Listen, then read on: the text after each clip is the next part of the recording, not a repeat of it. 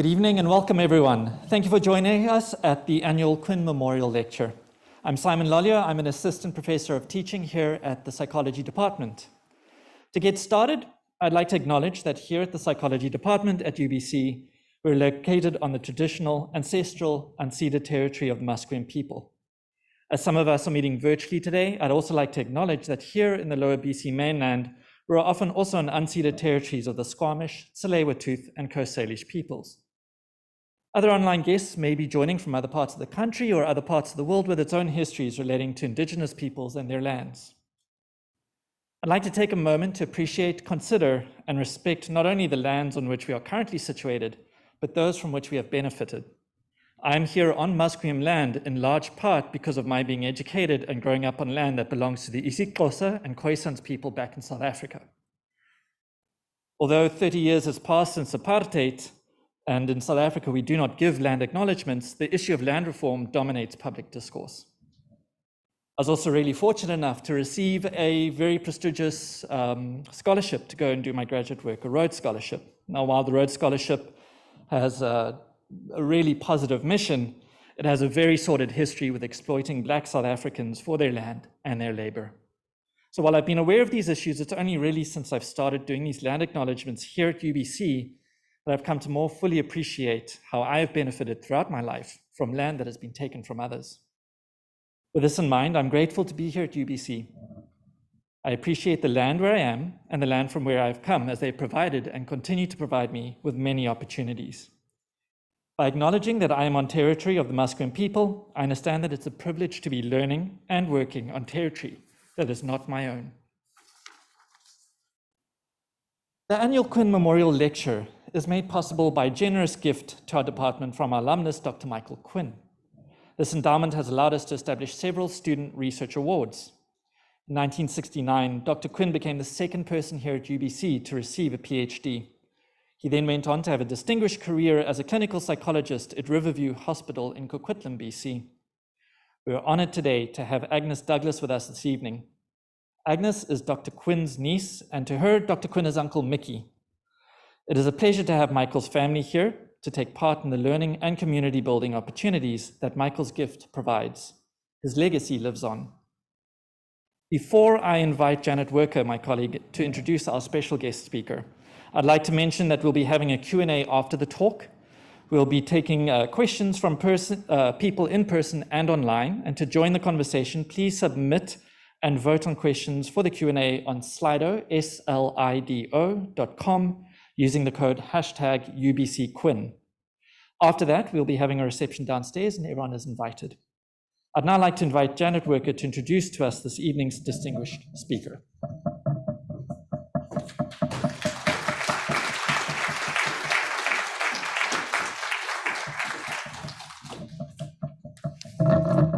Thank you, Simon, and thank you everyone for being here. It's my pleasure to introduce Dr. Lynn Nadel. You can come on up.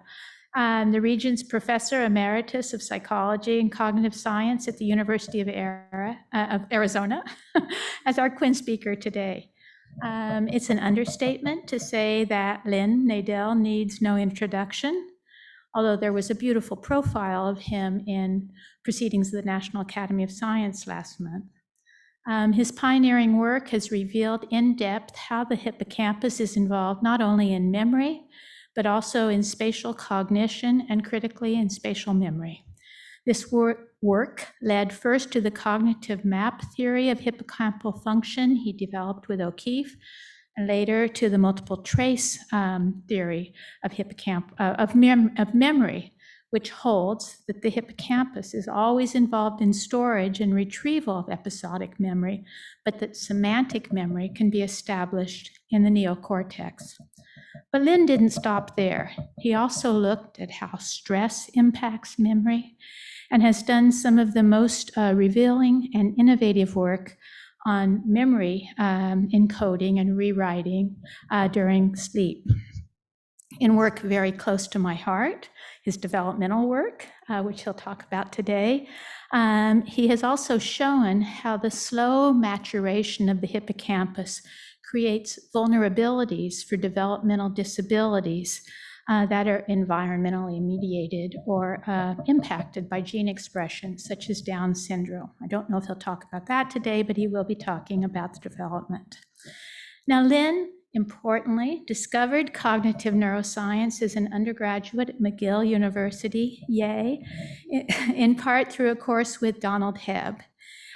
He then went on to complete his PhD at McGill, did an NIMH postdoc funded postdoc at the Czech Academy of Sciences, during which he had to leave for a little while because of Prague Spring. He spent time at University College London, was on faculty at UC San Diego, Dalhousie, yay again, and UC Irvine before taking the job in 1985 at the University of Arizona and establishing a cognitive science program there. He has more major awards than one can count, including from specific organizations such as the Down Syndrome Foundation. But some of the most recent big general awards include the Society for Experimental Psychologists Lifetime Achievement Award, the Gold Medal for Lifetime Achievement from the American Psychological Foundation, the William James Fellow Award from the Association of Psychological Societies, and the Distinguished Scientific Scientific Contribution Award from the American Psychological Association. He's a member of many honorary societies, both in the United States and around the world, including most recently induction into the US National Academy of Science. So Lynn, we are thrilled you are with us tonight to share your research on hippocampal development and the emergence of learning and memory in humans and other animals. Thank you. Please join me in welcoming Lynn.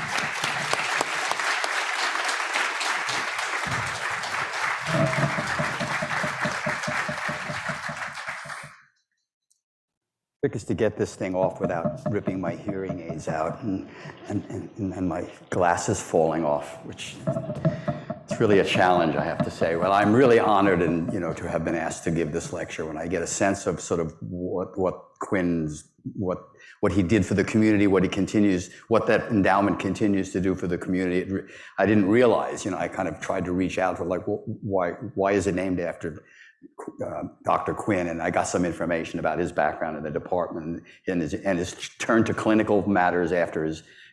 And of course, it turns out that I'm going to talk a little bit about clinical implications, so it seemed appropriate, but it's clear that it's a big honor, and I really appreciate the invitation and the fact that it was reissued. I mean, of course, this lecture might have been given a few years ago, and it would have been the same lecture. I have to warn you, there's nothing new here. It would have been the same lecture 2 years ago.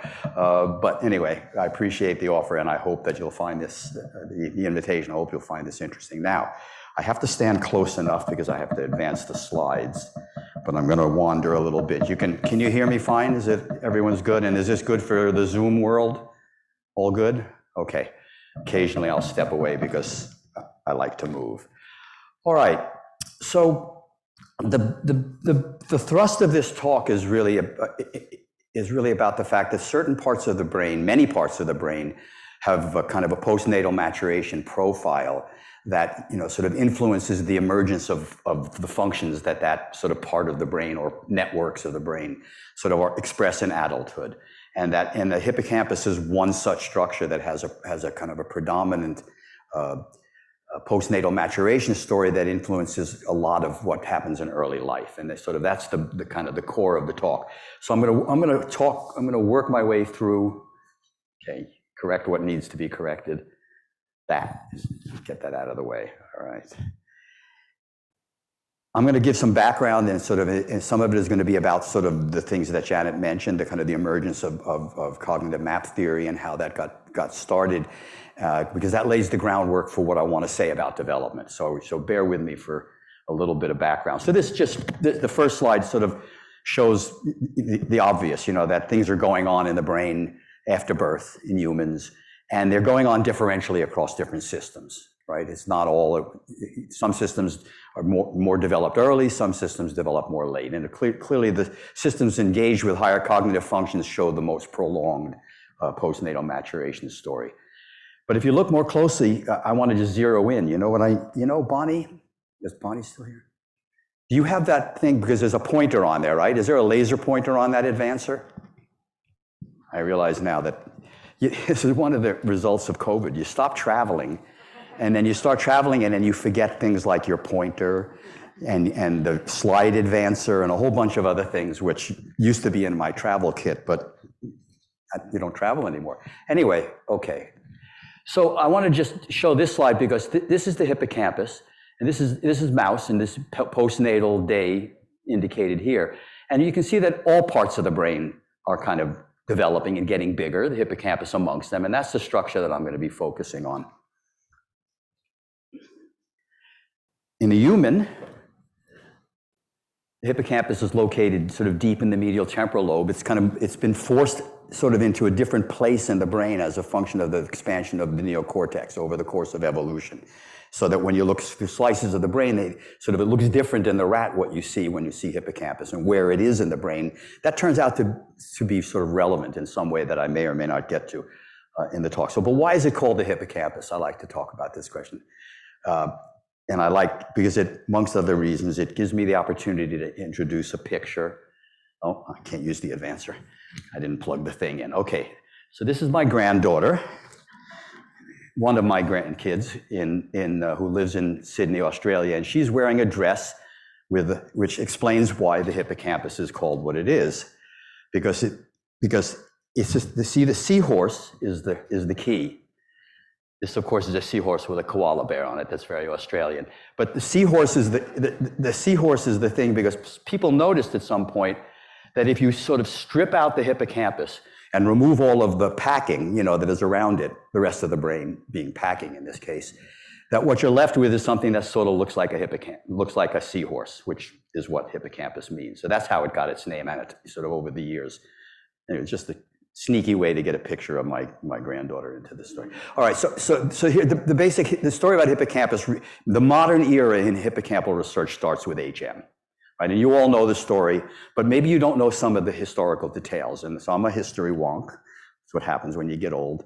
But HM, we now know his name, and we know that this sort of surgery that was done on HM by Scoville, who was a neurosurgeon in New Haven, led to kind of a profound memory deficit right away that Scoville didn't know what to do about because he was not a psychologist, he was a neurosurgeon. So he had read that this guy, Wilder Penfield, sort of had published a couple of years ago some early indications that people with such damage or such surgery might have some memory problems. So he got in touch with what Penfield at the Montreal Neurological Institute.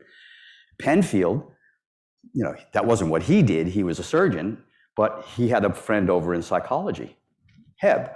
So he got in touch with Hebb and said, interesting patient, do you want to work on this patient? And Hebb, of course, was not the one who was going to do the work.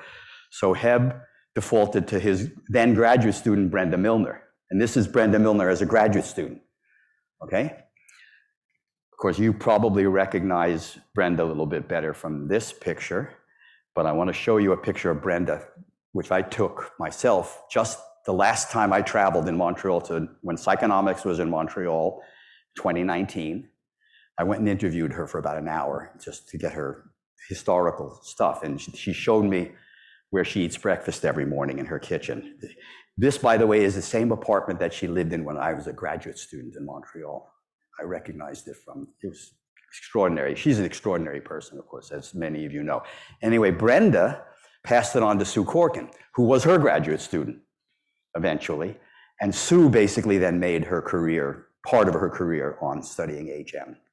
And a little known fact about Sue Corkin, well, she published this great book, which I heartily recommend if you want to get a sense of what it was like to work with HM.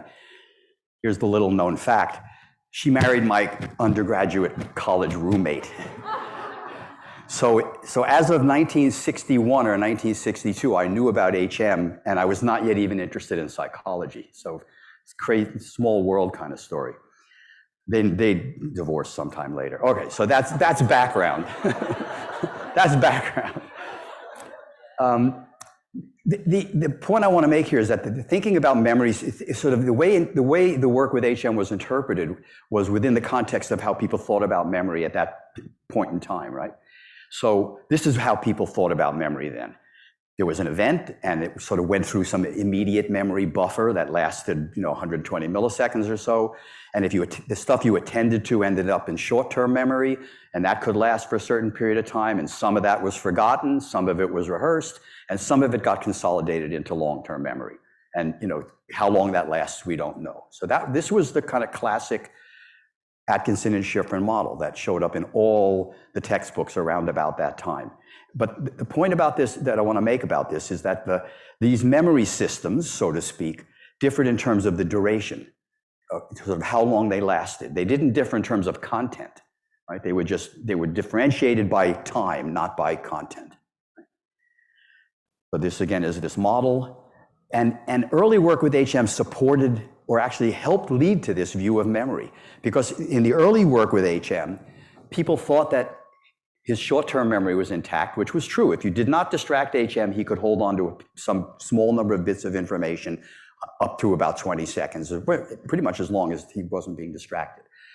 It was also assumed that his long-term memory was intact because he gave back some what apparently seemed like remote memories. We now know that that's not the case.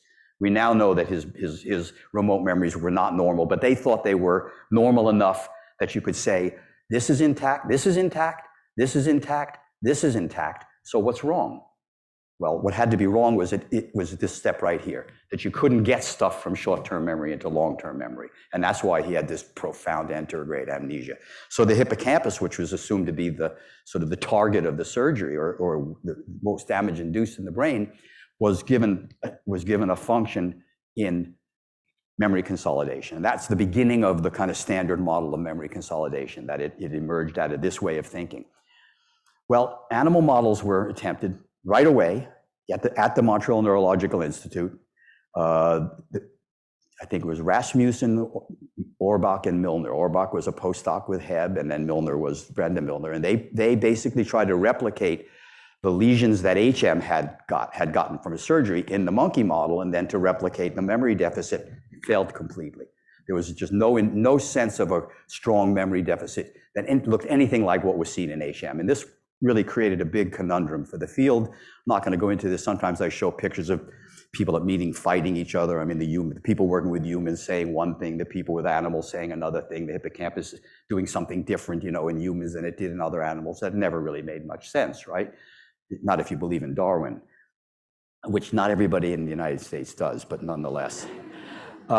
So the problem seems to be, I think, looking back, that sort of our notions of how memory works and is organized in the brain were not correct in thinking, and they did not lead to sort of appropriate tests of the hippocampal function in the animal models. All right. So the next step in this story started with the discovery of play cells by O'Keefe, which happened in 1970-ish, sort of.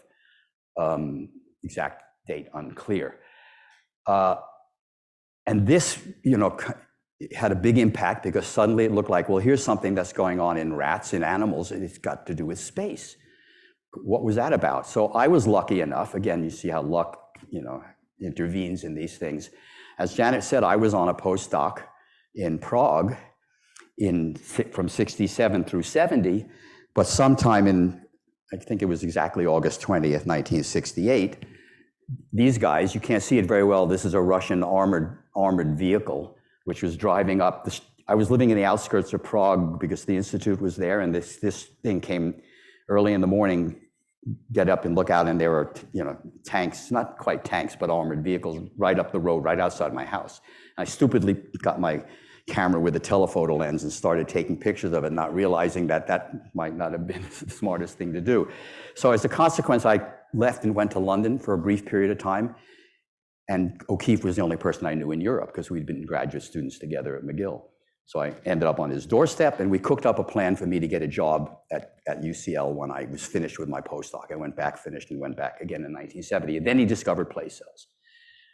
That's pretty lucky to kind of, by accident. I was not working on the hippocampus then. I had done hippocampal work in my dissertation, but I was working on the visual system. But then he came down and said, look, have a look at these. I said, oh, that looks pretty interesting.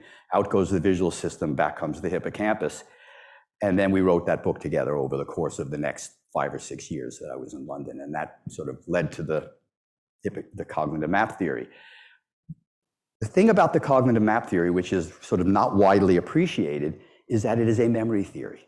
It is not just a spatial theory. So but it should have been clear, because I will point out that on the very first page of a 350-page book, we made it absolutely clear that we were talking about memory, right? And that it was a spatial system for organizing your memory, your general memory. But that pretty much got lost, and people, still label it a spatial theory, which is interesting, but is not the point. Anyway, it's a memory theory, and that's what I'm going to talk about, the implications of a memory, and then I'm going to get to the developmental stuff. So what did we say about memory? So back in the 70s, we wrote a number of papers as well as the book, and in those papers, we made a couple of points about sort of how to think about the organization of memory and what it does. And the first point was that memories are used to predict stuff, right? So the whole notion of the predictive brain and the notion of what do you use your representations for and your memory for is that so you can predict what's coming next. We didn't pursue that. We should have, because obviously the whole predictive story has become the paradigm. But it was clear that this was what we were talking about right at that point. So it's a predictive device. Secondly, within this model, there were multiple memory systems spread out throughout the brain, but they were not to be distinguished by the duration that they lasted, but rather by the kind of contents that they dealt with. So there's a part of the brain that deals with fearful things, and a part of the brain that deals with spatial stuff, and so on. That's too simple, because now we know there are networks and it's not so localized. But the point was that memory systems differ as a function of kind of the content of which they're handling, not just how long they handle it for. And they're spread out throughout the brain. In fact, you could say the whole brain is doing memory, and that's probably true. It's also doing other things, but it does memory. And this point I've already made, that these systems vary in content. And the hippocampus, according to this view, has a special role of constructing and storing cognitive maps, which sort of capture the experience one has in space and time over one's life. That's the idea. So the rest of this talk focuses on hippocampus again. And the main point I want to just make here is that what we know about the hippocampus from behavioral work now, with respect to the rat work and so on, is that it represents information about space and in humans' episodes, and it supports behavior dependent on context and places. So that's the kind of background to the developmental story.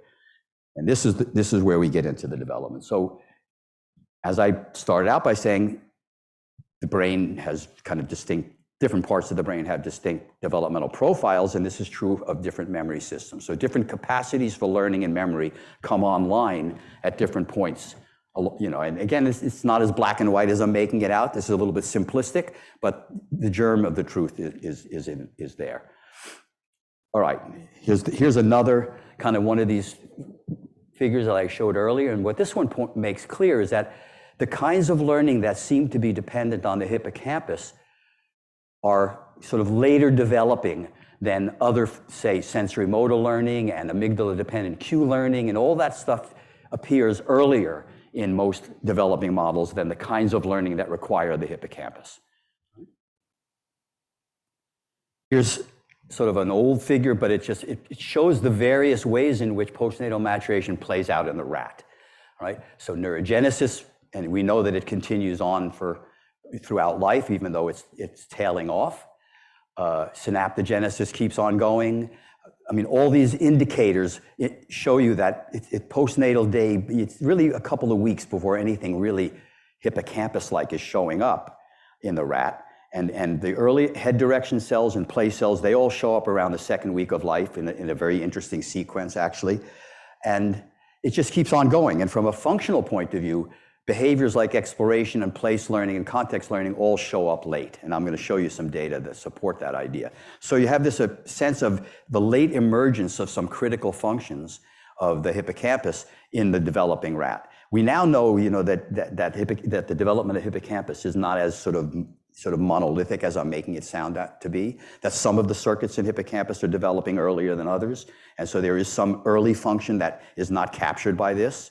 but that function appears to be more its ability to pick up statistical regularities rather than to code for contexts and places, right? Which are more complicated in some way. All right, so the same story shows up in monkeys and in humans. I'm going to show you a little bit of data. So this is sort of this hippocampal volume, so to speak, in left and right in monkeys, and you have a clear kind of increase, and this is as a percentage of volume just going up and up and up to the 100% level in 5 to 9 years. A slow but steady increase in the volume of the monkey hippocampus. The same is true in humans. So the human case is really this abrupt increase in hippocampal volume, basically on both sides, I think. No, this is hippocampus and this is the medial, this is the anterior temporal lobe as a whole. But the point is this rapid increase in volume in the first few years and then kind of a more steady increase. So we know that the hippocampal development is very exponential almost, and then but continues on for at least the first 10 to 12 years of life. I mean, there's still improvements in some of the things the hippocampus is responsible for, even that late, all right? Okay, so the human hippocampus looks like full function, I should say here, because partial function emerges earlier.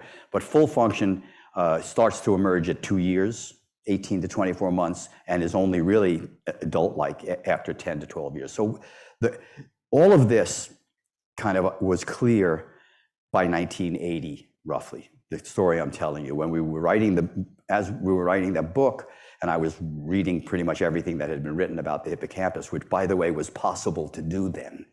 Now you would have to have 4 lifetimes to read what was done last week on the hippocampus. But then you could read everything, and it was clear that there was a developmental story that nobody had really pursued.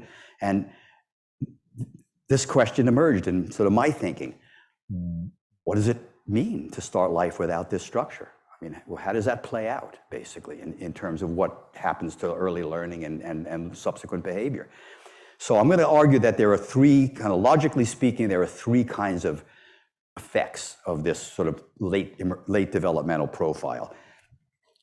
One of them is the sort of direct effect. I mean, if you don't have the hippocampus functioning properly, there are certain things you're not going to be able to do, right? You're not going to be able to form episode memories, and I'll show you, I'm going to show you some data on all of these. You're not going to be able to form episode memories for this very early first 2-year period. And there's going to be a delayed onset of things like exploration and place learning, which are core functions of the hippocampus. And by exploration, I don't mean object exploration, I mean spatial exploration, right? So that's one thing. There's a second thing, which is in the absence of the hippocampus, all the learning that's taking place is taking place in the other systems, right? And what I didn't say before and should have said is memory systems not only differ in terms of how long they last or what they're about, but they differ in terms of the structure of the memory, sort of what they're capable of and the properties of the learning that results as a function of using different systems. Hippocampal learning, for example, seems to be very quick. One trial learning is typically attributed to hippocampus, although you can get quick learning outside of hippocampus. The hippocampus is defined by rapid learning and so on, and rapid change. This is not true for most of the learning that happens in cortex. It's sort of more slow and incremental. And there are good reasons for all of that, and there are models for why that is, computational models that address why that is the case. But the point here is that the learning that takes place in the first few years, absent a functioning hippocampus, will show the properties of these other systems, right? And that turns out to be clinically important and interesting. And then Janet already mentioned this, because the hippocampus, and not just the hippocampus, I'll point that out later, and some other structures, is sort of still in developmental mode. It's just possible, this was a speculation at the time, it's just possible that it would render these late developing structures more susceptible to sort of contamination from environmental events like stress, I'll show you some data from that, or chromosomal abnormalities which change the kind of level of gene product in the developing brain. And I'll talk a little bit about Down syndrome in that context. So these are 3 different, sort of logically different ways of thinking about what are the implications of having starting life without this part of the brain being functional. All right, so now I'm going to go over each of those 3 a little bit out of order, giving you just a little bit of the background of some of the research that we did. Most of this stuff was done before I even got to Arizona. So a lot of this research is old. It was, you'll see from the specificity with which it's done. So a bit of a disclaimer. All right, direct effects, the inability to form episode memories and the delayed onset of these core functions. So this, everybody pretty much knows this, that if you ask people to sort of relate autobiographical memories or episode memories, that there's this dead zone for the first 2 years, more or less. And when somebody produces a memory that they claim happened, I remember the crib I was in at 6 months, don't believe them. This is almost certainly not true. So there's this kind of complete infantile amnesia period for the first few years, and then there's kind of this sort of slower childhood amnesia thing where where episodic memory is slowly getting better and better. Well, there are various theories about why this happens, right? I mean, and you start with Freud. So Freud was aware of, the sort of the fact that people didn't report very many early memories, and he gave two theories. Freud was not a complete fool. He actually hedged his bets. First approach was, well, some very bad things happened when you were very young, and they were repressed, right? So the first few years of your life have been repressed because of blah, blah, blah, right? But he also sort of speculated that maybe there was some biological answer to this. He did not know about the late development of parts of the brain, but he also, in some other things he wrote, talked about biological maturation as possibly contributing. Then there's a third possibility that's been raised in the literature, which is, well, babies, toddlers can form memories when they're very young, but they're formed sort of in the absence of language. And then when language emerges, they basically can't translate those memories. They can't report those memories in language, right? Even though they may have them. I'm not quite sure what to think of that. There's some evidence that that's going on. I'm not going to talk here about neurogenesis, but I'd be happy to answer some questions about that later if you have some. All right, so now for some data. So one of the first things we did was we wanted to look at this question of, when does exploration emerge in rats, right? So we designed this apparatus. This is a circular, I'd say this was about a meter or something like that, round circular thing. And these are real objects. These were real three-dimensional things that were put in the thing. And the pups, so we bred and reared our own rat pups, so we had complete control over their environment. And then we would cull them out, and we would take rat pups at different ages in the first 3 weeks of life. We started around age 15, and I'm not going to show you all the data. And we basically asked, at what point did they start showing significant interest in these objects and exploring them outside their world? They were kind of literally dropped down into the middle of this apparatus in a box that where the sides could be then go down. I got that idea from a Rolling Stones concert that I went to, where they were dropped onto the stage. It's true. It's exactly how I came up with that way of delivering them into the box. All right. So what we did was we sort of time sampled their behavior, and we sort of every 2 seconds we asked, what is the rat doing now? What is the rat doing now? And then we counted up how many bouts of exploration there were. And what we got, interesting, was, these are all different. Different rats were tested on these different days. So these are all independent groups of animals. And we also did it with the same animals being tested multiple times. And you get roughly the same picture, but you don't know what to make of those data in some ways. So it looks like in the intact, typical developing rat, exploration emerges around the day 21. Some earlier, some later, but this is roughly the point at which it looks like. So 3 weeks in, which lines up with a lot of the sort of physiology of the hippocampus. One of the interesting things we noticed was that you could ask at what point does the rat reach peak exploration? And the answer is the very first day it starts to explore. It's the emergence of exploration is not gradual in any individual animal. For any individual animal, which we sort of created a 0 point for, they reach maximal exploration. They go from nothing to as much as they're ever going to show overnight, you might say. So some threshold, some underlying cellular molecular threshold has been cleared, and now the system is working at some level. And bingo, you get clear. So it's clear from this in the rat work, and now we know similar things from monkeys and humans as well, that spatial, I mean, work by Nora Newcomb in kids and a variety of other, that's this kind of spatial learning, this kind of exploration of the environment is late developing, as one might expect. We did a version of, we did a kind of a version of a water maze-like task in kids. So we had this is now a 2-meter platform. This is with a PhD student back in the 90s, Peter Mangan.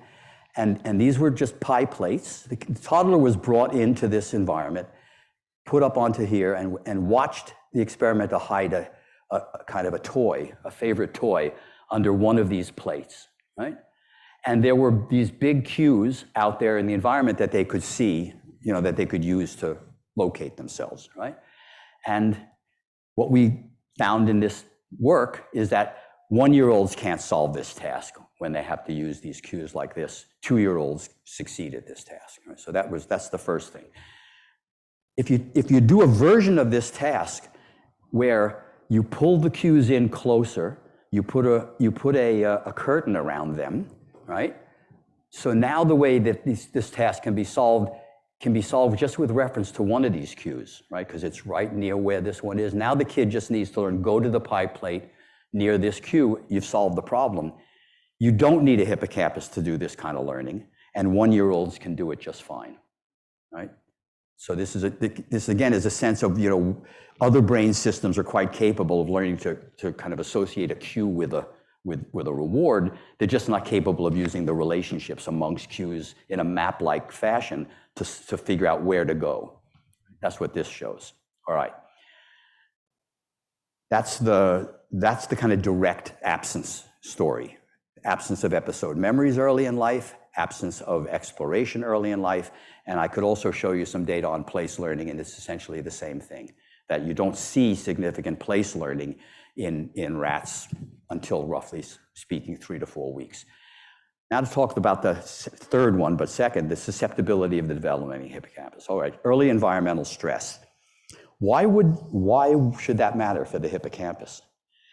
Well, again, it was known by the early 80s in work by Bruce McEwen that the hippocampus was loaded with stress receptors, and nobody could figure out why. I mean, if you'd have gone back 100 years, not too long. If you'd gone back 50 years, that would have been okay, because back in the 40s, people thought about the hippocampus as part of the limbic system that is involved with emotional stuff.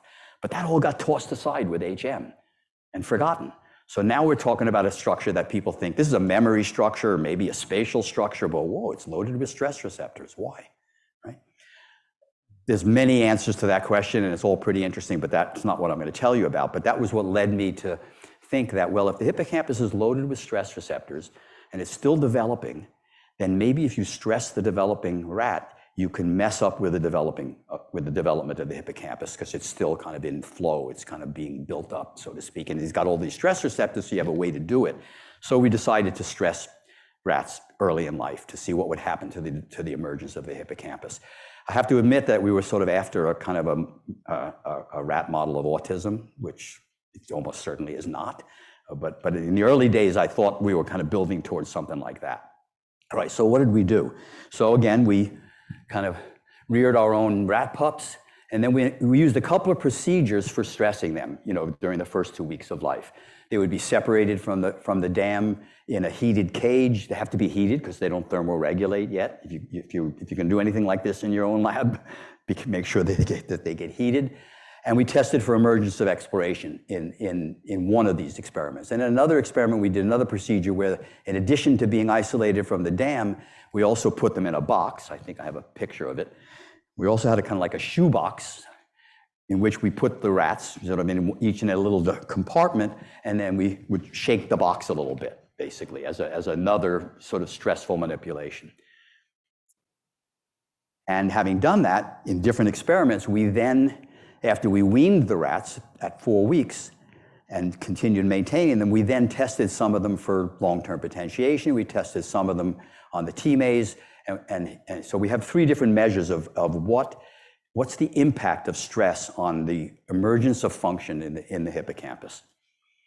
All right, so here's the first one. In this experiment, again, back to the same sort of exploration box or arena, just to remind you what it looks like after normal rearing. This is where you see the kind of most animals starting to explore. This is the case after stress.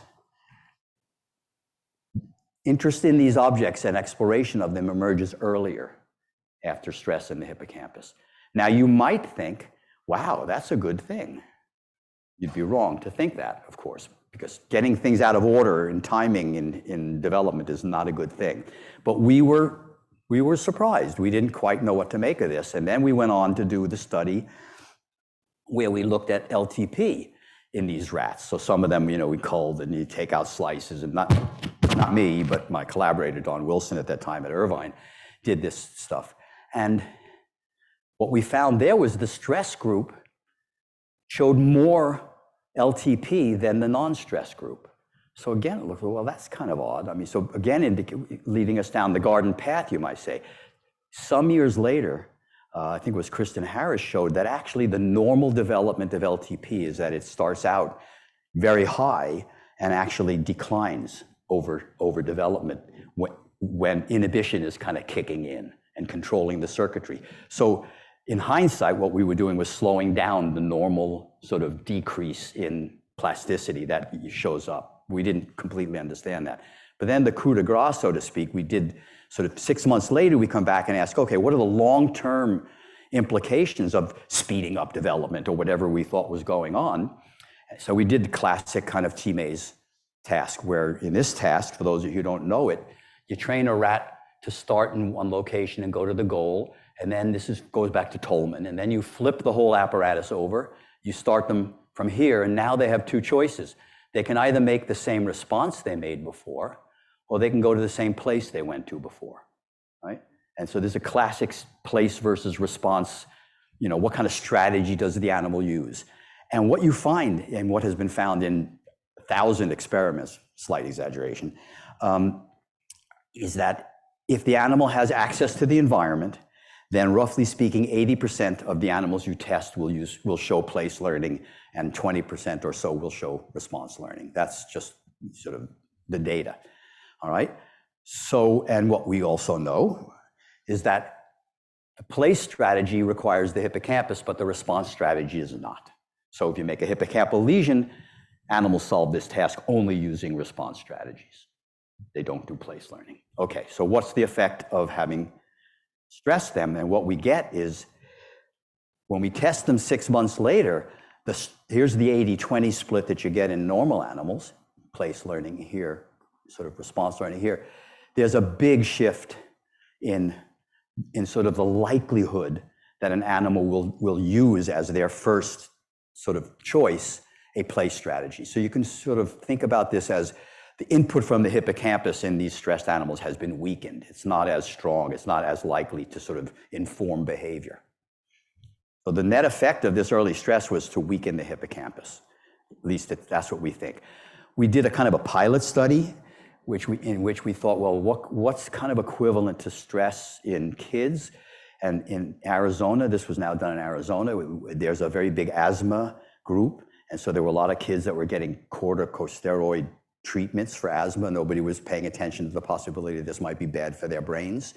And what we were able to show was that these kids really do poorly in recall, essentially, even though it does not affect like their IQ. I mean, it's not a general effect, but it looks to be having something like a kind of a somewhat selective effect on episodic recall.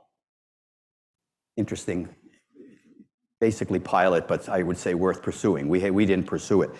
What we now know is that similar impacts on hippocampal maturation really show up after exposure to alcohol. So fetal alcohol syndrome includes some damage in hippocampus.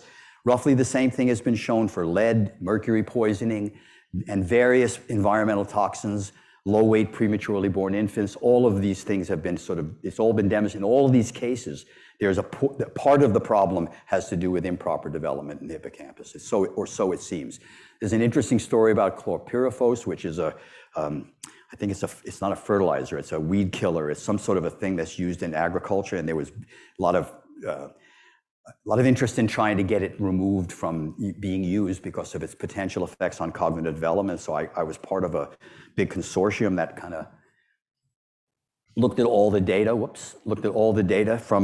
and produced a report which said it's bad for neurodevelopment to be exposed to this stuff. It's mostly agriculture farm workers who are exposed to it. And the EPA in the States was on the way to banning it, and then Trump got elected. So the ban was not, but it's back in force now, and they're basically going to ban this stuff, partly based on. So again, all of these indications of various toxins can sort of mess up development of the hippocampus, and we think partly, not just the hippocampus, but the late developing structures, and we think that, that is part of what's the cognitive sort of impairments that one sees. All right, now on to Down syndrome. How many of you know, and how many of you do not know the basic issues around Down syndrome? It's okay to raise your hand. I don't want to know how much detail to go into, a little bit. So Down syndrome involves having a third chromosome 21. It's a small chromosome, but it's got a bunch of important stuff on it. And when you have an extra chromosome, it basically translates into mostly 150% of the gene product that you would normally get. So there's a whole bunch of extra stuff floating around in the brain, pretty much from conception, right? And it's influencing development in ways that are not yet fully understood. I was asked back in the 80s to sort of look at what was known. I had no interest yet in Down syndrome. I was pursuing autism. And I was asked to sort of review the literature to make some guesses about what's going on that in Down syndrome kids that might be producing the cognitive impairments that one sees in this population. So having looked at the literature, this is kind of what was, this came out later, but it was even back in the mid 80s, there was some data that indicated that the total brain size goes down, but some structures, prefrontal cortex, hippocampus, and cerebellum are showing sort of what appear to be disproportionate impairments or size growth. So I formed on the basis of that this hypothesis that late maturing brain structures are particularly susceptible to sort of improper development in Down syndrome. So again, one of the things about Down syndrome, this is not just a brain story. So Down syndrome have these folds in the eyes, and it's within multiple biological systems in Down syndrome, it appears as though development is shut off too early. It's kind of prematurely closed down. And that's why these things don't fully form, and the web thing, that's all part of it. They have similar issues in the heart. There are some heart issues that a lot of Down syndrome kids suffer from because the valves haven't fully formed. So if you apply that same idea to the nervous system, then you say early developing systems seem to be more or less normal, but these late developing systems are more susceptible to the effects of the extra gene product, and they're not going to develop normally. That seems to be the story. So we developed that hypothesis, and that those structures and those components, like inhibitory neurons, would be the ones that were most at risk in Down syndrome. And this, by the way, this story, with a focus on these late developing systems, and in particular hippocampus, has really now been confirmed in mouse models. That's when people do mouse models of Down syndrome, they're messing with hippocampus and they're trying to fix it up. So this is now pretty well established. Okay, so with that as an idea, we went back to this task again. Okay, so we know that 1 and 2-year-olds succeed at this task when there's a curtain around this environment. They don't need to use place learning. They can do it at 1 year. They can do it at 2 years. We know that 1-year-olds fail at this task, but 2-year-olds succeed. So how did Down syndrome kids do on this task? Well, they failed the task. Now these Down syndrome kids are like, mental age 4 or 5 at this point, and they're somewhat older. So this is not something, they're failing there, but they succeed on this other task. So again, the sense that in this case, learning systems that are not hippocampal dependent are somewhat functional in Down syndrome, and they can do plenty of learning, but they have problems with this hippocampal task. All right, we went on to we then wanted to sort of test the more general hypothesis. But we needed a customized battery that was really targeted to the structures of interest. Didn't exist at the time. So I say we, but I really mean Jamie Edgen, my colleague at Arizona, who at that point started out as a postdoc in my lab and is now a full professor and really doing all the Down syndrome work and I've completely backed off, but she more or less engineered the development of what we called the Arizona Cognitive Test Battery. And it was a bunch of tasks that were targeted for the key structures. And when I say targeted, I mean previous work, largely in monkey models and so on, had demonstrated that you need the hippocampus to do X, right? And you need the cerebellum to do this, and you need the prefrontal cortex to do that, and they're fairly specific. You want to get the most specific tasks you can. So we created this big battery with various control measures and benchmarks and a whole bunch of other stuff. And the bottom line of a lot of work, which I'm not showing you, is that indeed, these are, the control group here are mental age matched, typically developing kids, right? So we've taken out of the equation the sort of average level of mental retardation. That's not accounting for this. These are impairments over and above what you would expect from the level of mental retardation by doing this mental age matching. And when you do that, out comes a hippocampal problem, out comes several prefrontal problems, and out comes a cerebellar problem. So there's some evidence for this idea from these kinds of data, from this battery, that there is some disproportionate impact on these late developing structures. All right, that's the second. How am I doing on time? 10 minutes? Perfect. All right, indirect effects of hippocampal absence. All right, so this one is really more speculative than anything else, more conceptual. So the idea here is that, as I said before, if you don't have this hippocampal thing doing what it's doing, normally, but clearly babies are learning. I mean, this is a department where I don't have to make that point. I mean, it's not that they're not learning, but they're learning in these whatever systems they've got in early life, right? And what are the properties of some of these early maturing systems? Well, what we know is that the hippocampus is critical for the link to context. I could answer this later if you want to talk about it. So the speculation, not speculation, the assumption here, the assertion was that the learning that's taking place early in life is going to be context-free. It's not going to be linked to the context in which learning occurred. It's going to be you just learn that, right? And that means, from everything we know about learning, that it's then going to generalize quite broadly in ways that learning later in life doesn't, right? It's it's kind of coded for the context. So Jake Jacobs and I, so Jake may have a UBC connection at some point, I think. Wasn't he here for a while? There was a point in time when he was. So Jake, who was a graduate student at Dalhousie when I was there, and then he and I kind of got back together again many years later. He's now at Arizona. We thought that this kind of combination of factors might actually shed some light on some anxiety disorders that people were talking about. So here's the background. So lots of anxiety disorders and dissociative states that involve trauma involve memories that seem decontextualized, they fragmented. I mean, that's the clinical reports are of that sort of decontextualized fragments of memory. And this to us sounded like, well, this is kind of what we think memories are going to be like if they're formed early in life. They're not going to be connected to context. They're just going to be fragments, be afraid of this. But the point is that the learning that the child is not aware of the learning that's going on. It's just happening, right? And it's happening in these other systems, these decontextualized systems. So we thought we were onto something really exciting, but then I, at some point, went back and read, other people's work. And Miller and Dollard, how many of you recognize either of those names? Okay, so that's Neil Miller, and Dollard was another colleague at Yale. They were working from a Hullian perspective, but they also pointed out what we were kind of focusing on, which is that the behavioral record survives. So infants, young children, they don't label the experiences. They can't tell you about them, but the behavioral record survives, and the responses may recur later on in life. And we thought that that was a key to understanding some anxiety disorders, like early fears and early phobias. One of the clinical reports, of course, is somebody has this horrible spider. Who I was talking to with spider phobia. You probably don't know where you got it from. Exactly. So thank you. It would have been terrible if you said, no, I know exactly where I got it from.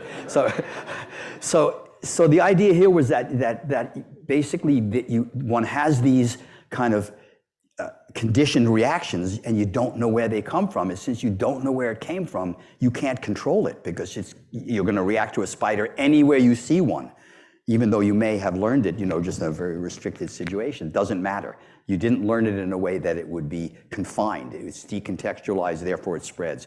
This is a fairly common clinical. So here's our idea on how it works. Early in life, and this doesn't happen to everybody, but some people get exposed to spiders. Some people stick their finger in electric sockets. I mean, all kinds of stuff happens when you're young, right?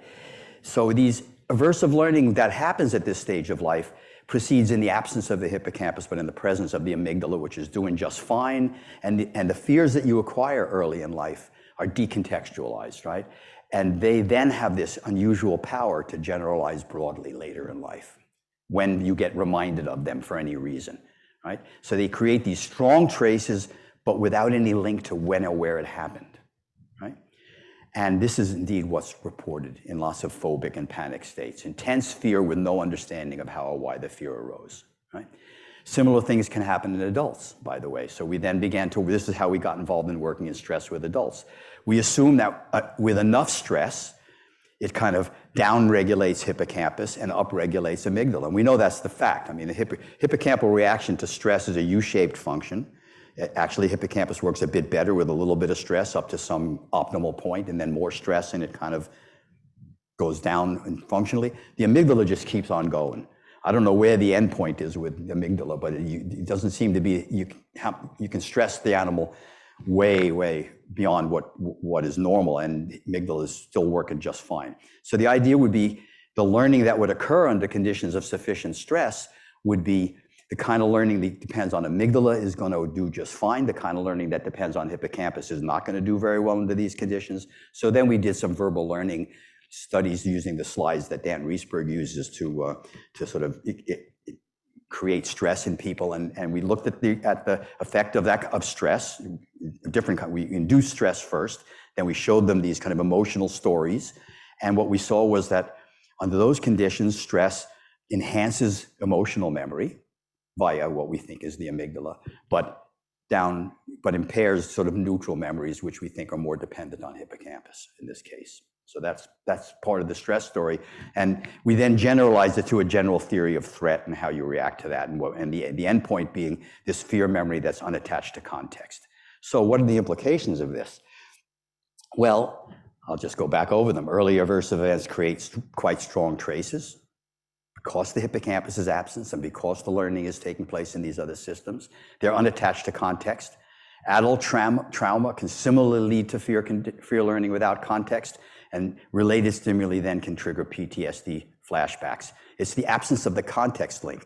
In most reports of PTSD sufferers, the descriptions they give is not that they're remembering some traumatic event and they're kind of being traumatized by it, is that they're reliving it. It's a very different subjective experience that's reported in many clinical cases. And we think that's because it was initially learned without context.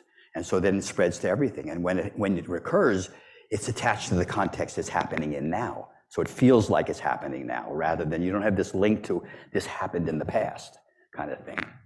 So that's the germ of the idea.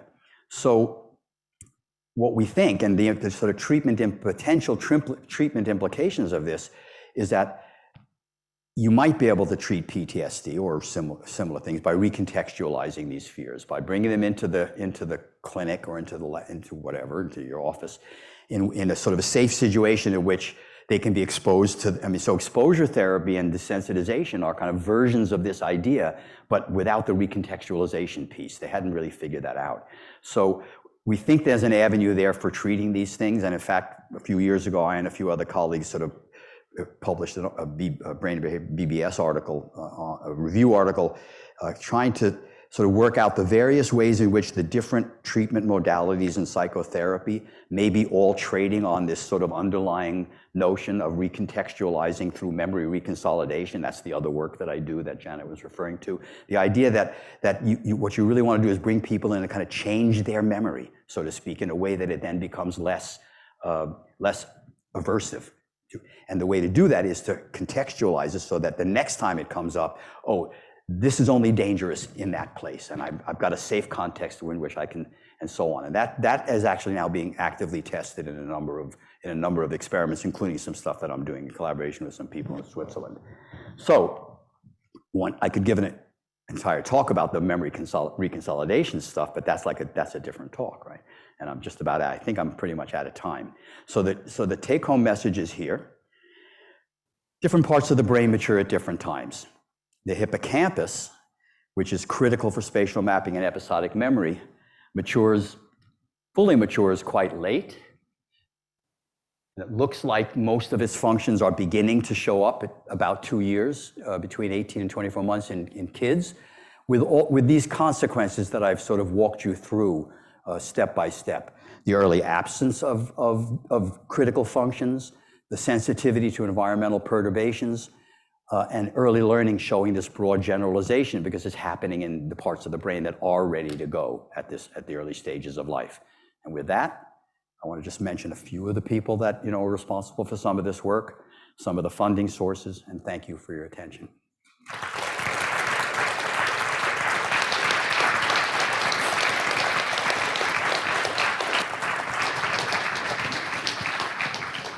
Brilliant, thank you very much. We are now going to do some Q&A. What I'm going to do, I've got some questions on Slido, so if you'd like to feel more comfortable entering your question over Slido, you can go to slido.com and use the code #UBC. What I'll do is that I'll ask some questions from the audience and some questions from online. You're probably going to be seeing some failures of memory here because I'm pretty severely sleep deprived at the moment. Maybe you can touch on that. But if I miss you out of order, I do apologize. So to get things started, I'll take one of the online questions. With the understanding that the brain can rejuvenate, what is your suggestion for memory improvement for those in mid-60s and newly retired?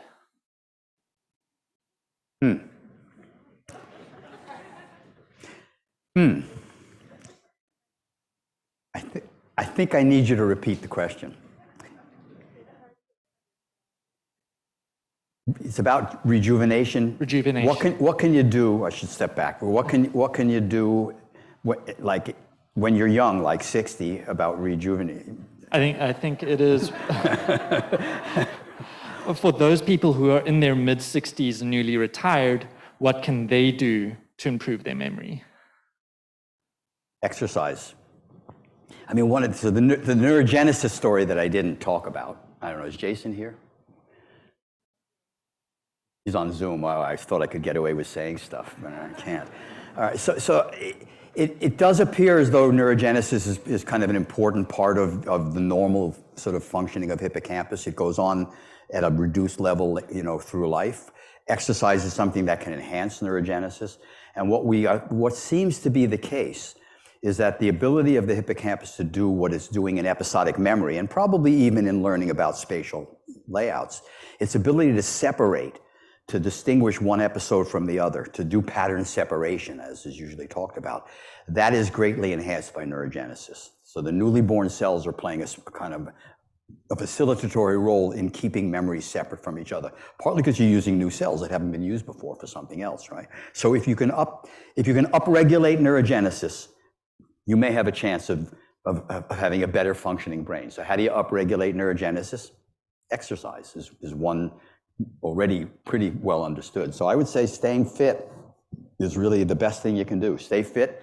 I do crossword puzzles every day, multiple of them. I gave up on Wordle, that's kind of boring. But there are more challenging things like that keep your mind going, I think. And the physical exercise and mental exercise that's what you should be doing if you want to stay brain young, I think.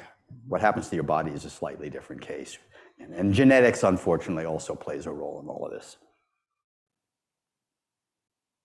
Yes. Hi, that was a great talk, Lynn. Thank you, Danny. I have so many questions, but I'll just stick to one. I loved the discussion at the end about PTSD and reconsolidation. But so one of the things that I've been thinking about is, so we know that the hippocampus is smaller in folks with PTSD. Right. That might be a vulnerability factor. So that might lead to the decontextualization that you hypothesize. And it might also make it harder to recontextualize Yes. through therapy. Yes. And so this is a bit of speculation, but I just wondered if recontextualizing your memories through repetition might be really key, because you can perhaps bypass hippocampal through sort of semanticization. So I just wondered if you could speak to trying to contextualize through a system that might not be working so well in the first place. That's a really good point, actually. Two things I want to say. First of all, the smaller hippocampus, has it been conclusively shown that that is a result of PTSD, or that it is a risk factor for getting PTSD when you're exposed to traumatic circumstances, that you started out life with a smaller hippocampus, et cetera? Has that been fully resolved, that it really, that the PTSD experience causes the smaller hippocampus? So there's one twin study that shows that, but other evidence suggests it goes the other way. I would guess it's a combination, and certainly the animal work that you described and the glucocorticoid receptors, I would guess that it's a bit of both, but the jury's still out there. Fair enough. So let's assume that that you've got less of a hippocampus to work with, and you now want to do this recontextualization thing. Could you do it via this other route? In principle, yes. The answer would be yes. But the question that I would raise is whether that, I shouldn't touch this, that might not lead to the same kind of context representation that you would be forming if you had a hippocampus. I mean, I believe that is exactly the case, but I'm just putting it this way, gently. And there's all the work with context sphere shows that, without a hippocampus, you can form a perfectly good context sphere, but it is not a relational, it is the context that an animal uses when it doesn't have a hippocampus to learn context sphere is like a black wall, a box with a black wall. It's not a box with this over here, this over there. So the notion of context, and the notion of context that I think would actually protect a little bit against the generalization, depends in my view on having a hippocampus. And the kind of context you would form without one might not do the trick. That's just a quick reaction. But it's an interesting idea and probably worth trying. Thank you. Yeah. Yeah. We'll take another online question. Is forgetting events that happened yesterday considered memory? I'm going to need you to repeat it for me slowly. Is forgetting events that happened yesterday considered memory decline? How can people prevent or stop memory decline, including Alzheimer's disease? Oh boy. I am not an expert at all on aging. I mean, I decided I was going through it. I didn't want to study it. So I know very little about those kinds of issues. Or what you could do to slow them down. They would not be dissimilar to the things I've already said. There was one other aspect to that question that forgetting events that happened yesterday. Okay, now this to me is a bit of an issue about people not understanding what normal aging is like. I mean, it is normal for that to happen up to a point. I mean, there's abnormal, memory loss, but it is. I mean, when people tell me, I must have Alzheimer's disease, or I'm on my way to Alzheimer's because I couldn't remember something I did 2 days ago, I said, calm down. I mean, this is what it means to age, and by and large, we all have those kind of problems. So I think people shouldn't be overreacting to sort of these memory lapses because they're rather common. And now, of course, that's a slippery slope, and there's clearly a point at which it ain't normal. But it is pretty normal to have a pretty porous memory by the time you reach 60, 70, 80. And that's normal. That's not abnormal. That's normal, I think. So I would encourage people not to get too upset about that. If that's the only problem they have, they're doing fine.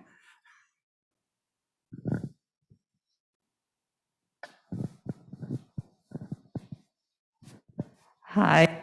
Thanks again for a wonderful talk. I echo Danielle's statement. It was just fantastic. I'm going to bring us all the way back to the other side of development. And I'm interested in your take on plasticity. And specifically, we know now that individuals can be born without structures, certain cortical structures, or lose them early in life, like through strokes, right? And develop quite normally. but I don't know about any of that data for the hippocampus. There's a beautiful literature on this, the developmental amnesics that have been studied at some length by various people. Oh, you want me to go over here? But I have a mic here. I think I'm okay. Anyway, in these developmental amnesics, which I think it was Faraday Varga Kadam, who was one of the first to report them, and now a bunch of people have been studying them. They're fairly rare, but they exist. And one of the remarkable things about them, I mean, they pretty much lack a hippocampus, or they lack, significant hippocampi at all, is that how hard it was to detect them. I mean, they were going through life, seemingly okay, with some exceptions, but it was remarkable how well they were doing, so to speak. However, it's clear that they cannot do the kind of contextual learning. You have to probe, but there are certain things that, my view of brain plasticity is that, yes, it's plastic, but structure A cannot do what structure B is wired up to do. There's a lot of overlap, there's a lot of networks, there's a lot of stuff going on, but the thing about the hippocampus is that it's wired up in a certain way. It's got a certain wiring diagram, that accomplishes certain computational goals. It's not built the way the cortex is built.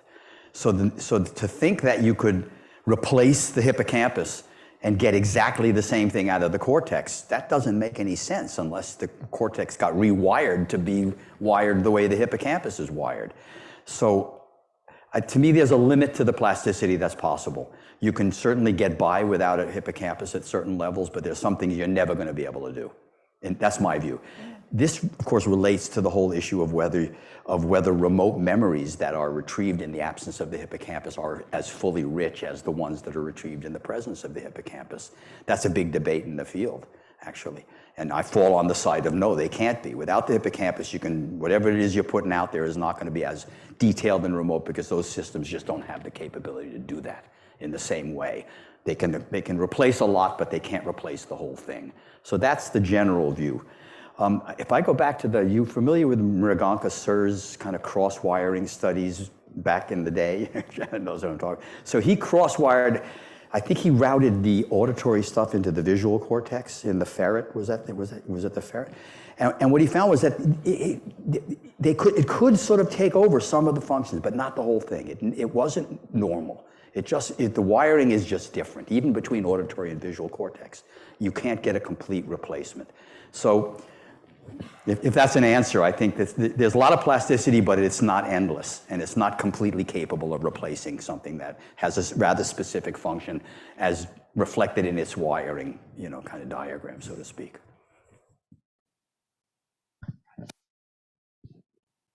Hi, thank you so much. So when you were talking about all of the things that not having context-based learning or context-specific memory, how it harms you, and I found that very compelling. There's ways of thinking about that in ways that maybe it would be good in some cases to lack this sort of context-specific. Sure. What examples can you think of? Well, no, I was going to ask you if you had any. I think that must be true. I mean, there must be circumstances in which you do want to generalize broadly, and that's actually right. Like generalization is clearly a pillar of good learning. Yeah. Right? So I would imagine you could orchestrate experimental situations where it would actually be beneficial to be like that. I mean, in the other talk that I'm not giving here, I mean, I did a very early study in my dissertation at McGill in the 60s was about the differential effect of dorsal and ventral hippocampal lesions, right? And it was sort of predicated, this goes back to the structure. So here's a curious sort of fact about the history of the work on the hippocampus. Because of the fact that in the rat, the hippocampus is up close to the top of the brain, certainly in the earliest days, almost all of the work on the rat was done by recording from or lesioning the dorsal hippocampus, which is the posterior part of the human hippocampus. In contrast, in humans, HM's lesion, and most of that was in the anterior hippocampus. So I formed the incorrect idea that the discrepancy between the human and the animal work was because the humans were studying rat people were studying the dorsal hippocampus and human people were studying the ventral hippocampus, the anterior hippocampus, and that's why they got different results. That's not what happened. That turns out not to be completely true. But in the course of doing that and testing, I got a dissertation that got me out of McGill, so I did just fine. But in the course of doing that, I did a study looking at context fear. It wasn't called that then. I trained some rats in one box to lick for water, and then I put them into a different box and exposed them to tone shock pairings. Right? This was classic offline CER training for those of you who are old enough to know those terms. So, and then I brought them back to the lick chamber and sounded the tone. So they had formed a context fear connection, so to speak, in a different context, and now they were being tested for this fear of the tone in this other context. And so what happened was that the animals with hippocampal lesions showed more fear in this context. Normal animals don't generalize from one they show generalization decrement when you test out in a different context.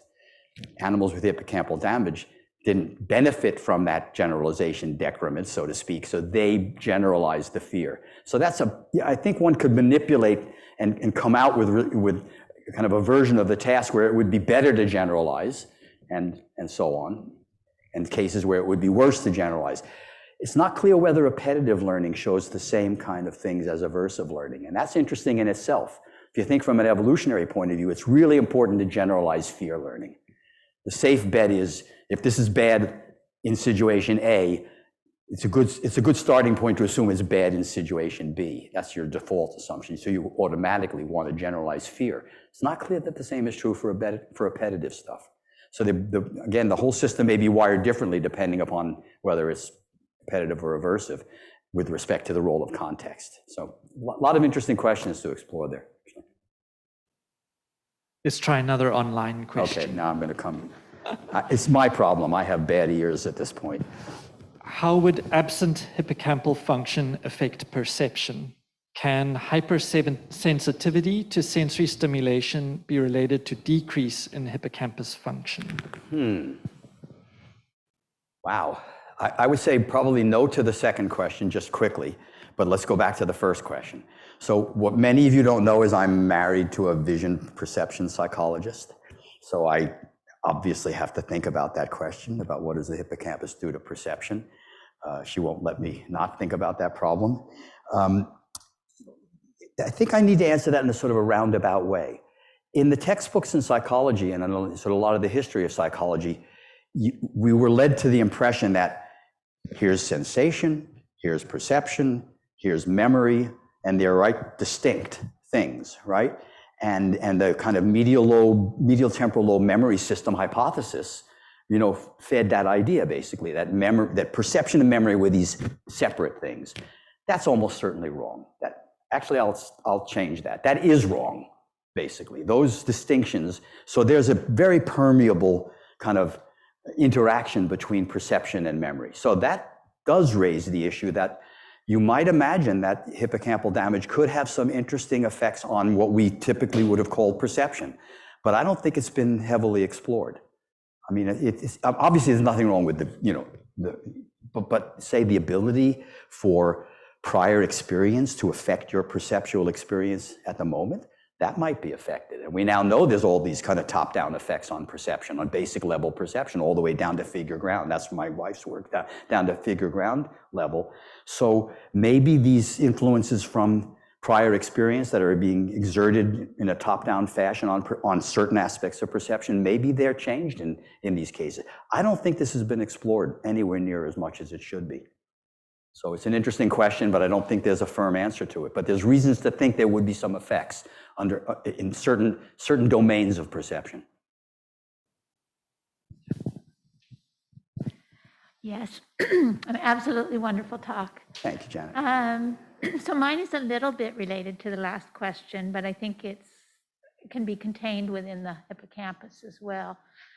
Can you understand me? No, I can't. Okay, can you understand me now? Now I can. Okay, which is the relation between motor development and hippocampal development. Now, of course, your animals and our humans can do most of what they need to do by the time the hippocampus is coming online. Yeah. But can you move, like, I guess they can't do they can't coordinate all their large motor with their fine motor at the time that the hippocampus is, quote, fully mature. Right. And what happens then? So what is the relation, and what happens if you get precocious exploration, like, putting them on a little cart or something, Yeah. and or they're not able to explore Right. for motor control deficit reasons? Wow, that's a really, really good question.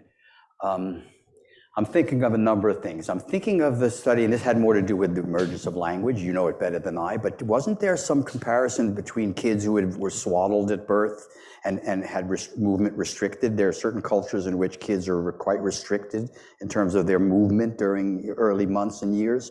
And my memory for that work suggests that it doesn't get in the way of the normal emergence of most things. So that's a background to the question.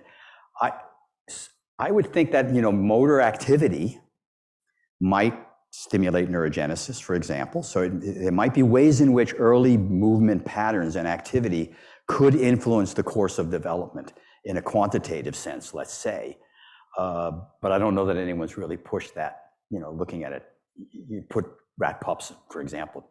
Why not take some rat pups and put them on a running wheel, during the third week of life and see what happens? I mean, I don't know that anyone's done that, but I don't know the whole literature. But it's really interesting. But now let's broaden it out. So you can ask the question of, okay, this system is forming, our conceptions of space. So where do they come from, right? And there are kind of many theories, but I'll break them down into two. I mean, there's the theory we propose, which is a lot of it's pre-wired. But there's what Poincaré said, and other people who said that it's actually the movements that the young organism makes early in life lead to the building up of their understanding of space. It's these really, so that would have predicted, it seems to me, that if you restrict kids from moving around very much, they ought not to show a normal kind of spatial behavior. I tried to test this in rats. I tried to test the idea that if you raised rats in an environment where they either could not move or could not experience kind of normal spatial relations, and then tested them later, they ought to fail they ought to have a kind of a broken spatial system. So what did I do? I built a kind of a crazy apparatus. This was back in Irvine again, I think, out of plastic tubing, and it was all circular, so there were no kind of Euclidean kind of indicators, you might say. And I put a pregnant rat inside this apparatus, closed it up with enough water to, and food to live on for a while, and it gave birth, and the rats were growing up inside this kind of non-Euclidean environment. And the question was, when they grew up and I would wean them and take them out and immediately put them in the water maze, would they swim in straight lines? Would they swim in, crazy kind of idea. And the fact that it was a crazy idea showed up when the rat mother ate her way out of the apparatus and basically exposed the pups to all the things that we were trying to prevent them from seeing. And the experiment was one of a long list of failures that I have carried out over my career. It didn't work, in other words. I think the Mosers have tried to do a very similar experiment and done it much better. And I think they've shown that you cannot break the Euclidean nature of it by raising them in non-Euclidean environment. But I failed to do it. But I think there's a lot one can figure out from looking at that. Yeah. All right, I think we have time for 2 more questions.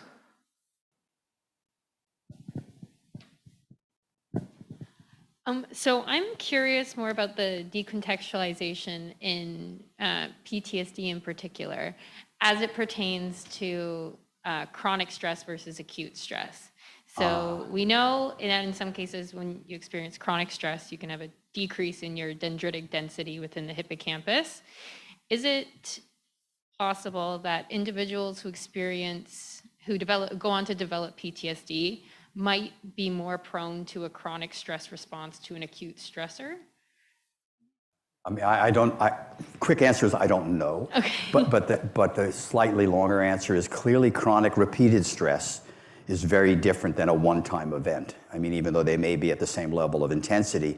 So I think there's been some work, you probably know better than I, kind of separating out a PTSD, trauma PTSD people in terms of whether it was a one-shot thing or whether it was repeated. And I don't know the results of those studies, but I think there has been some, because some people, wartime things are more likely to be a one-time thing, whereas sort of abuse and rape victims are more likely to be, a repeated thing. And there has been some look at this question. I don't remember the sort of the way the data played out, but the damage to the hippocampus that is caused by stress. So too much cortisol in your circulating around your system for too long is bad for your hippocampus. That we know. So chronic stress then, is much more likely to induce structural change than acute stress. That probably plays into whatever differences may exist in those two cases.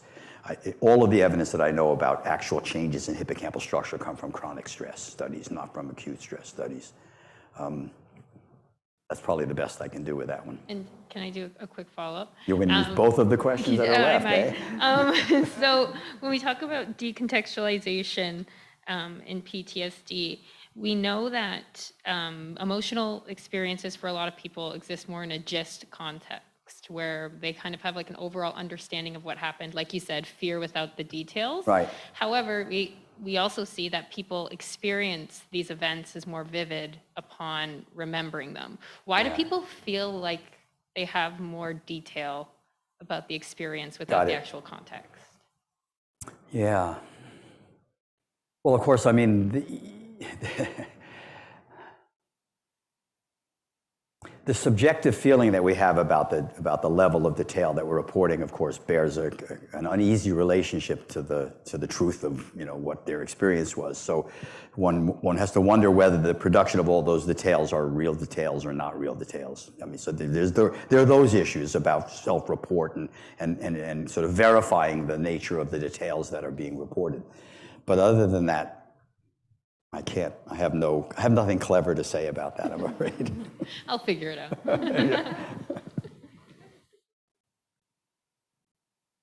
There's one more. Hi, yeah, so I'm really intrigued by this idea that sort of like memories are kind of used to predict.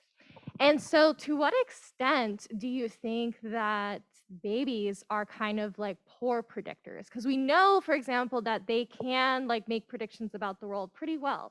And so how do you actually kind of reconcile this idea that like they actually show this like infantile amnesia, but they are not actually kind of like poor predictors? Really good question. So I alluded to the fact that we now know, contrary to what I was thinking about, that certain circuits in the hippocampus are developing. It looks like the direct entorhinal to CA1 circuit is kind of developing earlier.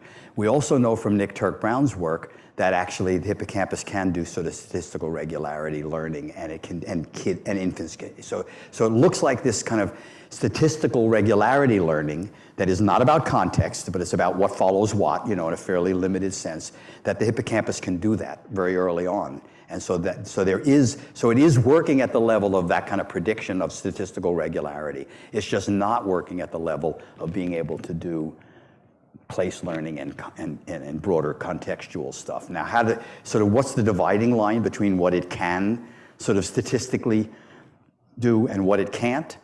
That's a tough question to answer, but let me add one other thing. I've lately been thinking about the fact that given the way the hippocampus works, one thing that it really is useful in helping organisms do is bridging sort of temporal and spatial gaps by virtue of providing a contextual representation that allows you to bridge gaps even when, you can connect A with B if the context remains. So this sort of explains the hippocampal role in trace conditioning and a bunch of other things and this gap stuff.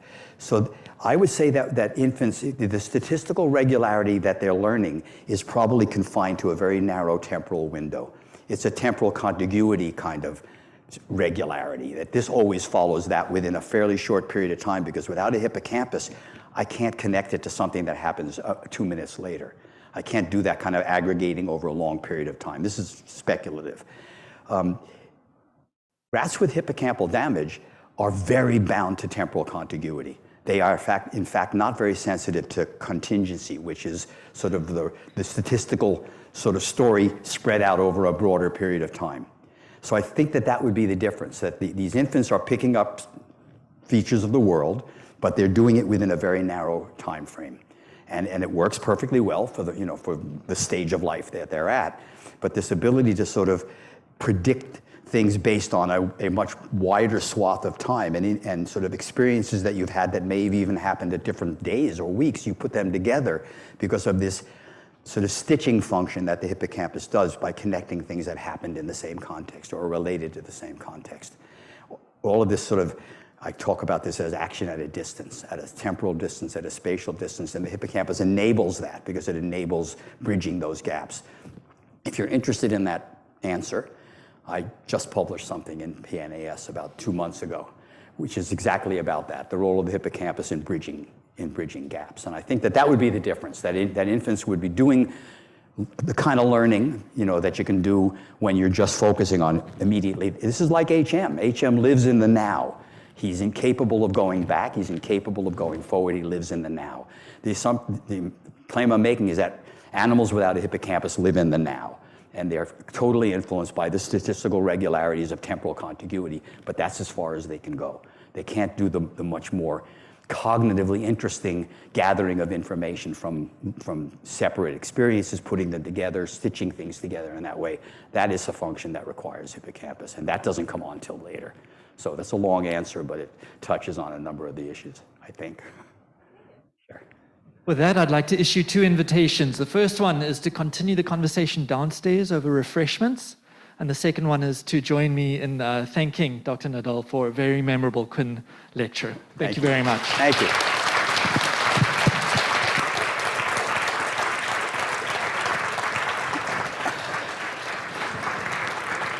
Thank you.